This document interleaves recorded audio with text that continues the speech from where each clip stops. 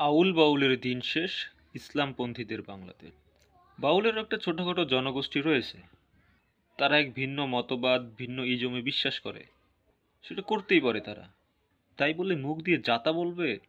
আমরা একটা মানুষের সঙ্গে যখন কথা বলি, আমরা চেষ্টা করি রিসপেক্ট দিয়ে কথা বলার জন্য। আর সেখানে এক বাউল বক্তা আল্লাহ সম্পর্কে এমন তুচ্ছ তাচ্ছিল্য করে কথা বলল, কি বলবো, এটা আমি এক্সপ্লেনই করতে পারবো না যে কতটা বাজে।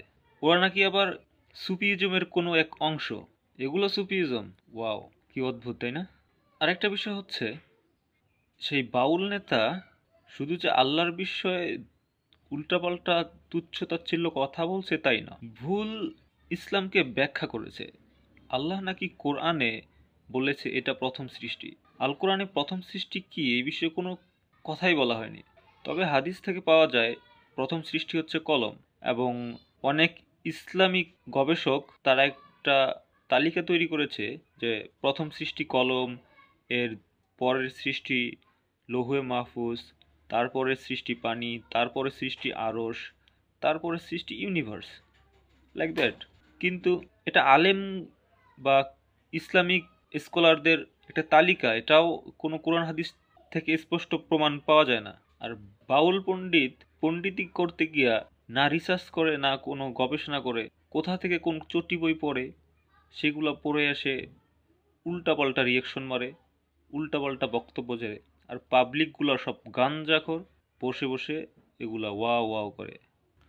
আর একটা সহজ বিষয় বুঝে নেবেন, যখনই দেখবেন নাস্তিক কারো পক্ষে কথা বলতেছে, বুঝে নেবেন ওইটাতে সমস্যা আছে। তাসলিমা নাসরিন পোস্ট করছে বাউলের পক্ষে, বাউল বিশাল পোস্ট, বাউল সুবিবাদ হ্যান ত্যান। ওরে বাবা, সে নাকি ইসলাম বিদ্বেষী, ধর্ম বিদ্বেষী। তাকে শুধু পাওয়া যায় সঠিক ইসলামের বিপক্ষে।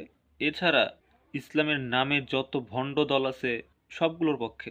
এই হচ্ছে অবস্থা। যারা সঠিক ইসলাম বুঝতে চায়, জাস্ট নাস্তিকদের এই বিষয়গুলো দেখলেই বোঝা যায় যে নাস্তিক যাদের পক্ষে তার বিপরীতটাই হচ্ছে সঠিক। আমি আরও অবাক হলাম আরেকটা বিষয় দেখে, এনসিপি এবং বিএনপির কোন কোন নেতারাও জানি বাউলের পক্ষে কথা বলতেছে। এমনকি তাদেরকে গ্রেফতার করার কথাও বলা হচ্ছে। কি অদ্ভুত ভাই! সাপোর্ট করার আগে, কোনো স্ট্যান্ড নেওয়ার আগে একটু রিসার্চ করতে হয়, ঠিক আছে? বুঝে না বুঝে শুধু লাফাইলেই হয় না, তাই না? এরা কি আসলে গাঁজা খেয়ে কথা বলে, নাকি কথা খেয়ে গাঁজা বলে, আমি ঠিক বুঝতেছি না। এরা এতটাই অশিক্ষিত যে অশিক্ষিত শব্দটাও এদের দেখে লজ্জা পায়। এদের ব্রেনের ভিতরে গোবর নাকি গোবরের ভিতরে ব্রেন, আমার ঠিক বুঝে আসতেছে না। আমি বুঝি না, এরা রিসার্চ না করে